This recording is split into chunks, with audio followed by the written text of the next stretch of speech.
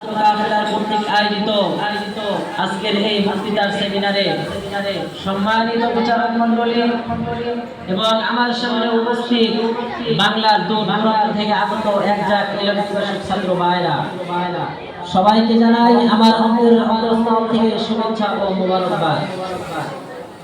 জামিয়ার পক্ষ হতে আমাকে যে বিষয়টি নির্ধারণ করে দেওয়া হয়েছে তা হলো সাহাবায়ে কেরামের মর্যাদা।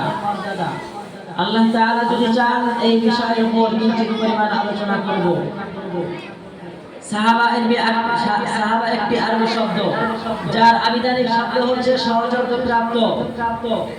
ওই সমস্ত মানুষ এবং জিনদেরকে সাহাবা বলা হয় যারা ঈমান অবস্থায় রাসূল সাল্লাল্লাহু আলাইহি ওয়াসাল্লামের সাথে সাক্ষাৎ করার সৌভাগ্য অর্জন করেছেন এবং ঈমান অবস্থায় মৃত্যুবরণ করেছেন।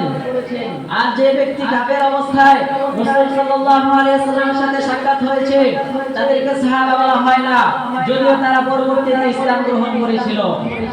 তেমনি ভাবে মিরাজের রজনীতে রাসূল করিম সাল্লাল্লাহু আলাইহি ওয়াসাল্লামের সঙ্গে যে সকল নবী আলাইহিস সালামের সাক্ষাৎ হয়েছে এবং যারা নবী সাল্লাল্লাহু আলাইহি ওয়াসাল্লামকে সঙ্গে জুড়ে দেখবেন তাদেরকেও সাহাবা বলা হয় না।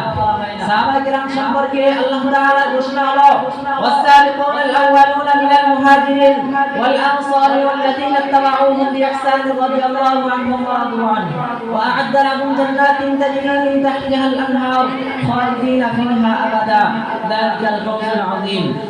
আনসার ও মুহাজিরদের মধ্যে যারা বদরের যুদ্ধে অংশগ্রহণ করেছে এবং যারা তাদের অনুসরণ করেছে তাদের প্রতি আল্লাহ তাআলা সান্নিধ্যে সন্তুষ্ট এবং তারা আল্লাহ তাআলার প্রতি সন্তুষ্ট। তাদের জন্য আল্লাহ তাআলা জান্নাত তৈরি করে রেখেছেন, যার পাদদেশে রয়েছে নদী সমূহ। তারা সেখানে চিরকাল অবস্থান করবেন।